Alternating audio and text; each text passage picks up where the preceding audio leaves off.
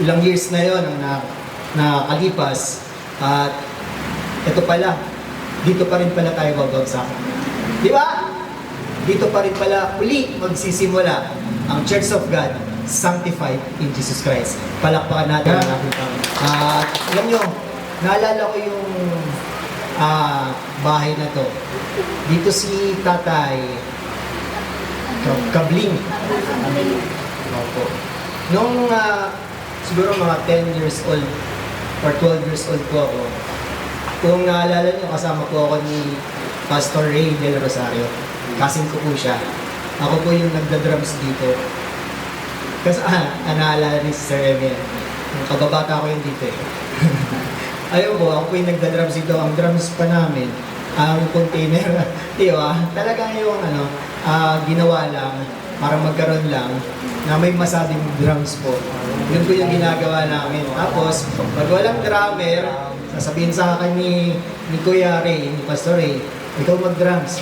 Sabado pa lang ng hapon, nandito na kami.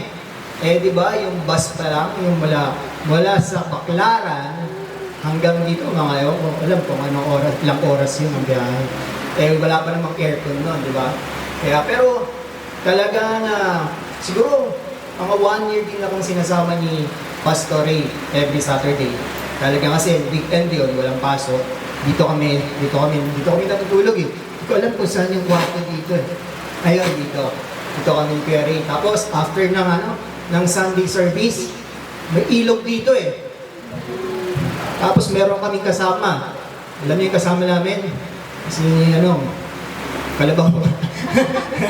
Doon, di ba? Tama, Kalabaw. Yung, kasama namin maligo sa Kalabaw. Tapos meron dito yung likod, yung bukid. Pupunta kami sa likod, sa bukid dito po. Kukuha kami ng mga bunga ng bayabas. Di ba po? Bayabas, ang daming bayabas dun, pero malayo-layo pa siya. Doon kami. Ayan, talagang nung time na yun talaga pa siya eh. Bukid pa siya. Tama po, no?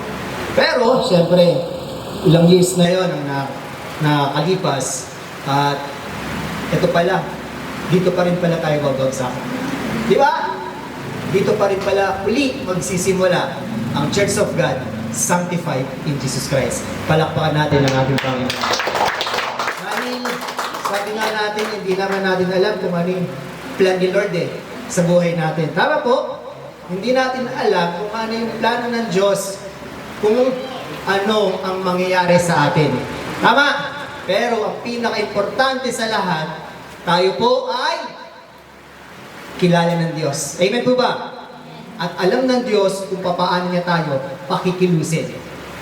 Kahit medyo matagal, no? Medyo waiting ka, pero si Lord alam niya kung kailan niya. Yung timing ni Lord kasi, yun ang pinaka-importante para sa ating lahat eh.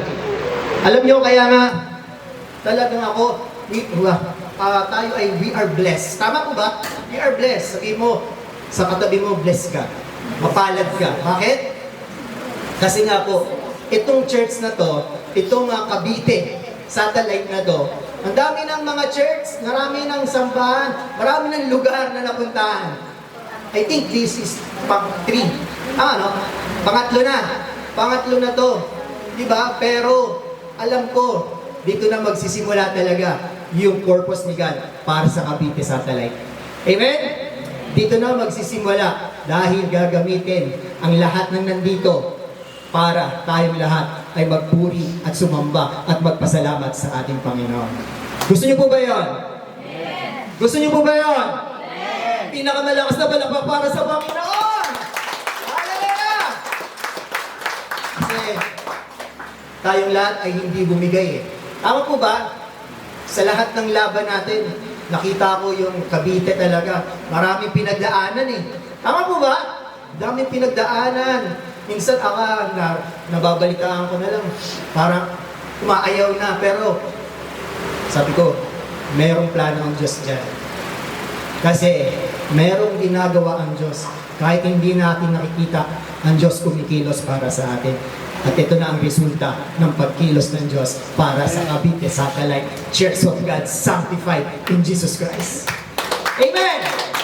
Kaya nga, sa lahat ng nangyayari sa ating buhay, sa lahat ng pinagdaanan ng Cavite, hindi bumigay dahil kasama natin ang ating Panginoon.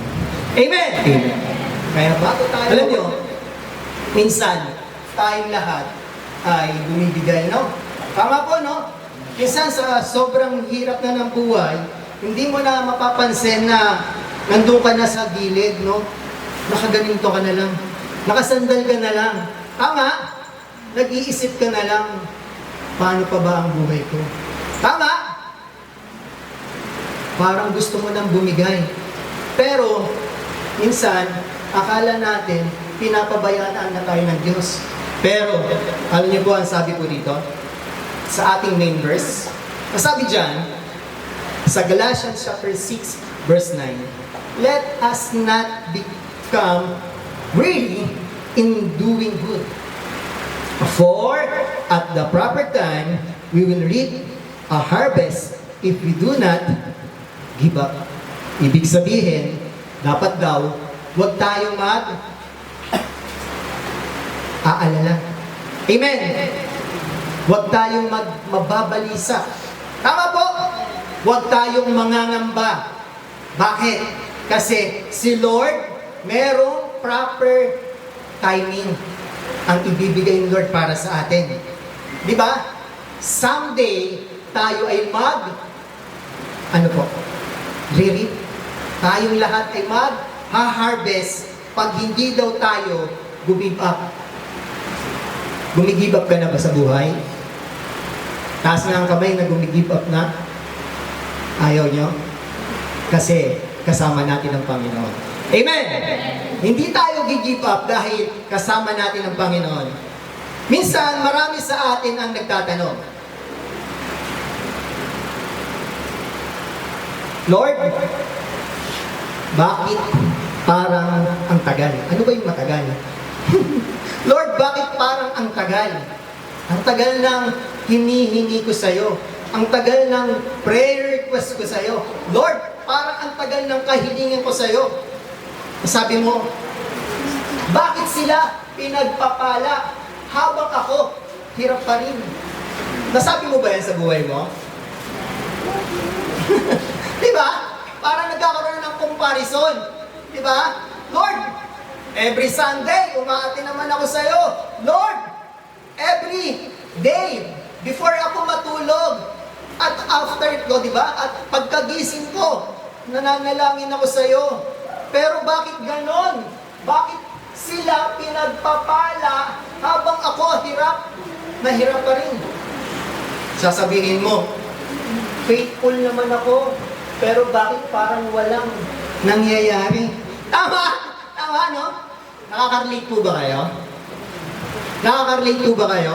Na pag sinasabi mo, faithful naman ako, Lord eh. Grabe naman eh. Kung magpuri ako sa iyo eh. Kung magpasalamat ako sa iyo eh. Kung magpapaano ako sumamba sa iyo eh. Nandiyan ako eh. Pero, bakit ganon? Faithful naman ako sa iyo, Lord eh. Sinusunod naman kita. Kaya nga, sabi rin ng iba oh. Sabi nga ng iba, kapag Christian na ay wala ng problema. Tama ba yon? Lahat ng Christian, taas ang kamay. Lahat ng Christian, taas ang kamay. Wala na ba kayong problema? Meron daw. Sabi kasi ng iba, pag Christian na daw, pag nasa Diyos ka na daw, tama po ba? Pag nasa Diyos ka na daw, na kay Kristo ka na daw, wala ka na daw problema. Totoo po ba yun? O doble pang problema ang dumarating? Triple pa? Palakpakan natin ang Panginoon. Amen? Kaya nga, napapanahon ang mensaheng ito para sa ating lahat. Tama po ba? Bakit? Sabi ko dito, marami ng pagod. Amen? Maraming silent battles. Alam niyo po ba yung silent battles? Minsan, di ba, parang ganito. Parang pag nakita mo siya, ang ganda ng damit. Tama ba, no? Tapos kung kakausapin mo, tapos kung may problema ka, nag-a-advise pa. No? Sasabihin mo, Huwag kang maging problema, nandyan si Lord. Huwag kang magproblema, pagsubok lang yan. Nandyan si Lord. Ganda ng damit, okay siya pag pumupunta siya rito. Pero pag umuwi na ng bahay, bawasan na ng kwarto, bigla na lang tutulo ang luha. Bakit kaya tumutulo ang luha? Kasi may silent battles. Tama! Dahil bakit? Kasi dala-dala niya yung mundo. Tama! Dala-dala niya yung hirap, pero hindi niya pinapakita sa mga nakakakita sa kanya.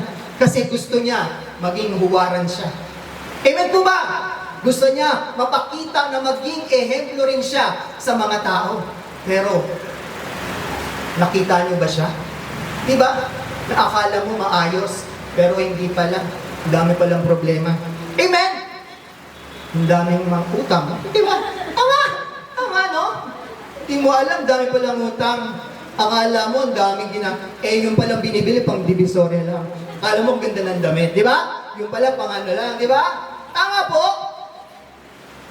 Kasi nga po, yan yung silent battles.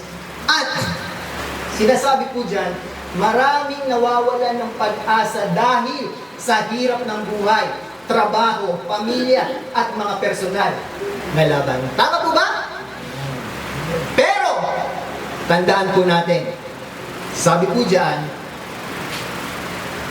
every delay is not denied. Tama po ba? Sabihin nga natin, every delay is not denied. Tama? Nade-delay lang. Minsan ang sahod mo, hindi pang 15 no? Umabot na ng 18, 20. Okay lang yan, hindi pa yung denied. Di ba? Okay lang yan. Tama? Tama po ba? Pero, si Lord, minsan ganun talaga eh. Tinitingnan kasi kung papaano ka maging matibay kung papaano ka maging malakas kung papaano yung faith mo sa Kanya. Pero, yung prayer request mo, hindi na di-deny. Tama? Hindi siya nagsasabing hindi. Dahil nakahanglang yung prayer request mo. Kasi meron siyang tinitingnan sa'yo, tinitingnan sa atin, at lahat sa atin lang.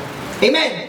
Kasi ang Panginoon, hindi basta-basta nagbibigay ng kahilingan dahil gusto ni Lord, pag binigyan ka ng kahilingan mo, dapat dire-diretso na.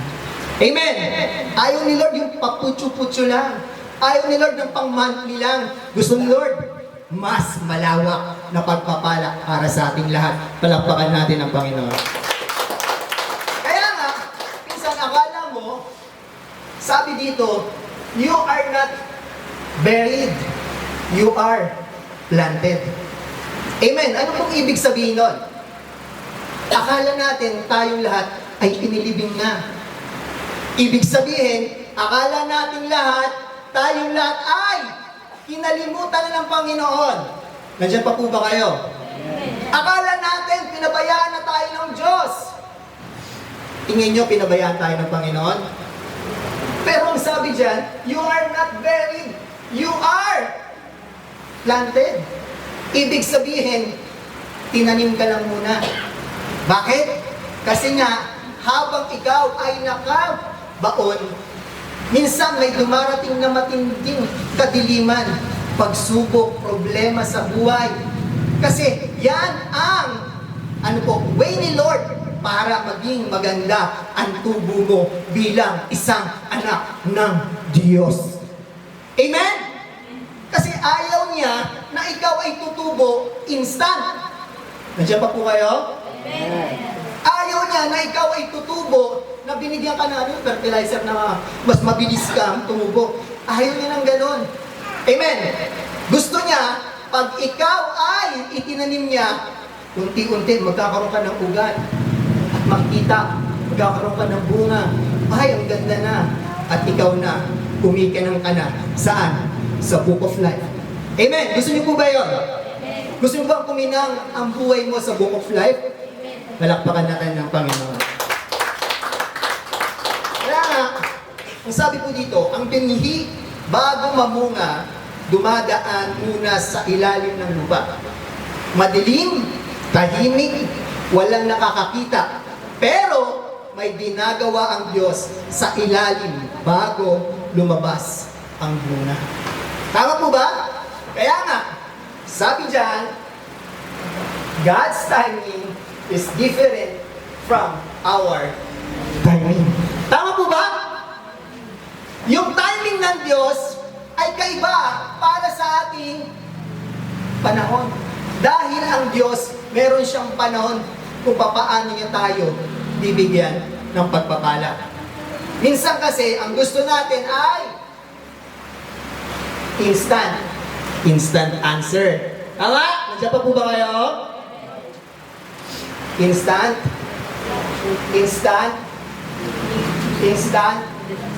Diba? Yan ang gusto natin eh.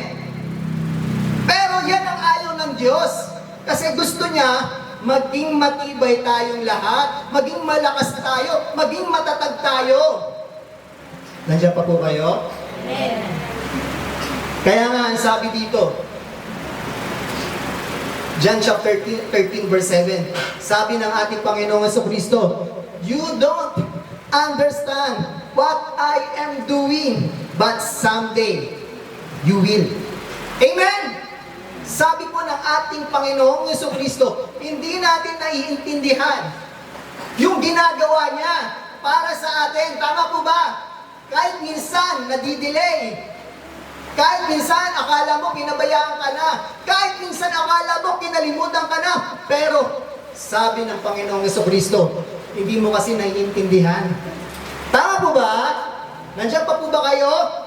Pero sabi ng Panginoong Jesucristo, balang araw ay maiintindihan natin ang lahat ng ginagawa ng ating Panginoong Jesucristo para sa atin.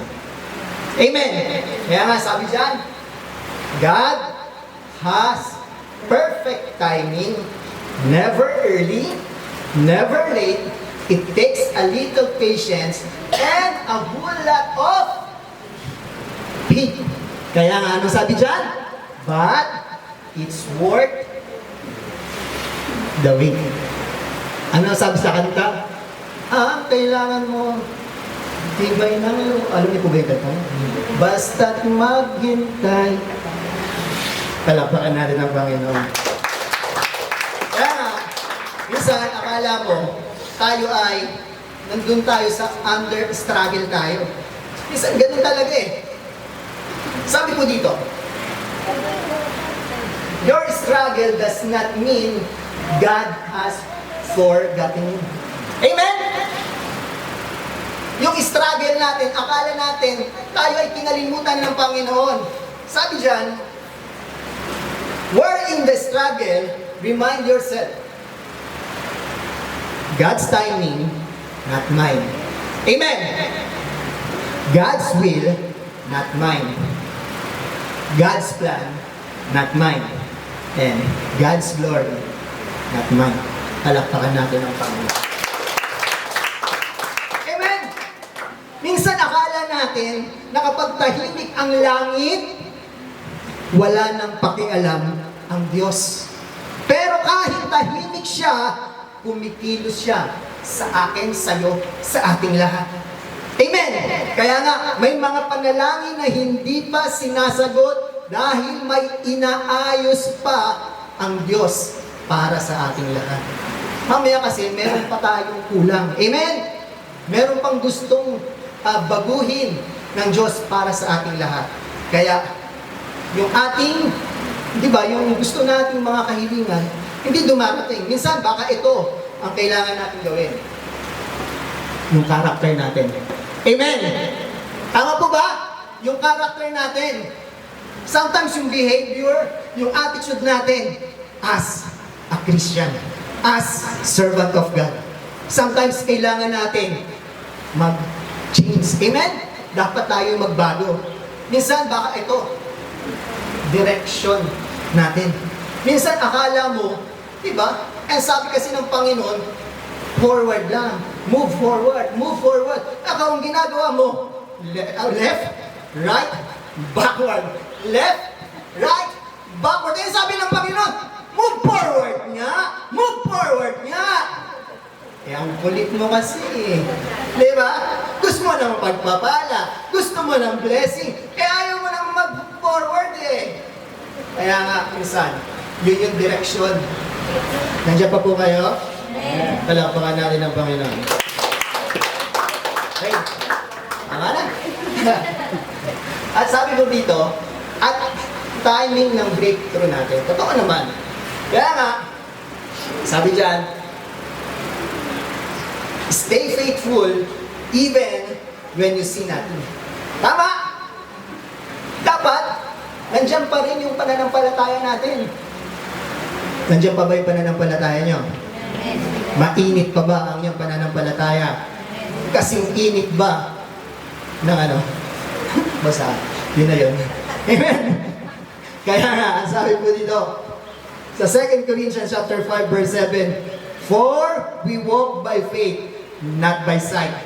Ibig sabihin, faith is trusting God even when you cannot see what He is doing.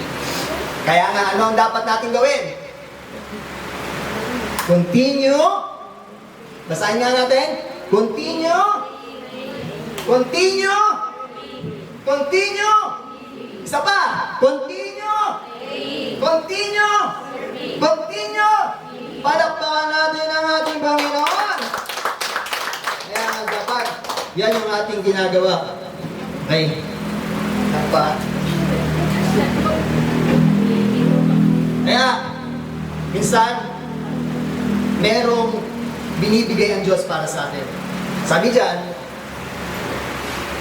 in due season, you will be. Minsan kasi, hindi ang Panginoon magbibigay sa due date. Hindi si Judith, ha?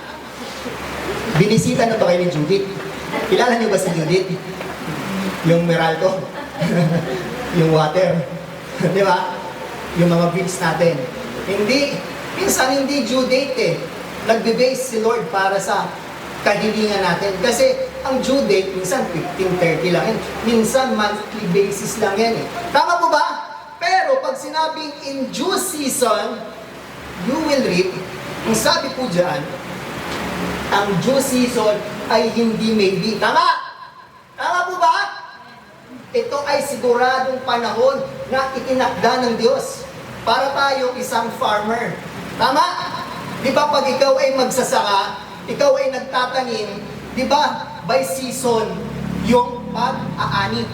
Di ba pag ikaw naman ay umani, hindi lang isa, hindi lang dalawa, kundi daan-daan, libo-libo. Yan ang gusto ng Panginoon para sa ating lahat. Due season! Dahil gusto ng Panginoon, tayong lahat ay pagpalain ng siksik, liglig, umaapaw na. Palakpakan natin ang Panginoon. Kaya nga, sabi ko dyan, at kapag dumating ang tamang panahon, sabi dyan, ang iyak, magiging testimony na. Tama? Dahil pinagpala ka na. Gusto niyo po ba yan? Haharap ka na dito. Tatayo ka na dito. Kasi yung iyak mo dati na ikaw laging nasa silent battles. Ngayon, dito ka na dahil binigyan na ng kasagutan ang lahat ng iyong kahilingan para sa Panginoon. At ikaw ay magte-testimony na dito sa harapan. Gusto niyo po ba yun? Sabi dyan, ang pain magiging purpose na. Amen! At ang waiting magiging worship na. Palakpakan natin ang Panginoon. Kaya nga, ano ang dapat natin gawin? Huwag kang, sabi mo nga sa katabi mo,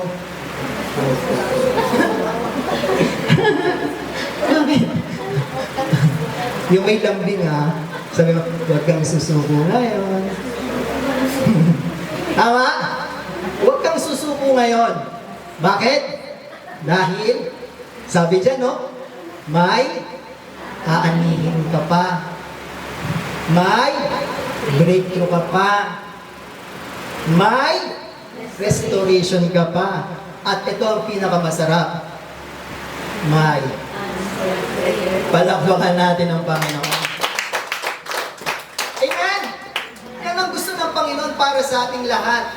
Kaya, ito, kung sasabihin ng Panginoon sa ating lahat. Anak, kapit lang, hindi pa ako tapos sa buhay mo. Sabi ng Panginoong Jesus, sabi ng Panginoong Jesucristo para sa ating lahat, anak, kapit lang, hindi pa ako tapos sa buhay mo. May plano pa ako sa iyo. Kaya ka nga nandito eh. Amen! Amen. Hindi sinadya, parang hindi sinadya o hindi ka pinili para pumunta dito. May purpose kung bakit ka nandito. Kasi may plano pa ang Diyos sa buhay mo. Palakpakan natin ang Panginoon. Amen? Ang plano ng Diyos, magsama-sama tayong magpuri, sumamba at magpasalamat sa Kanya. Dahil ang katapatan ng Diyos ay ibinigay na sa bawat isa sa atin. Kaya ano ang dapat natin gawin? Huwag kang bibigay. Huwag kang aayaw. Huwag kang magsasawa. Huwag kang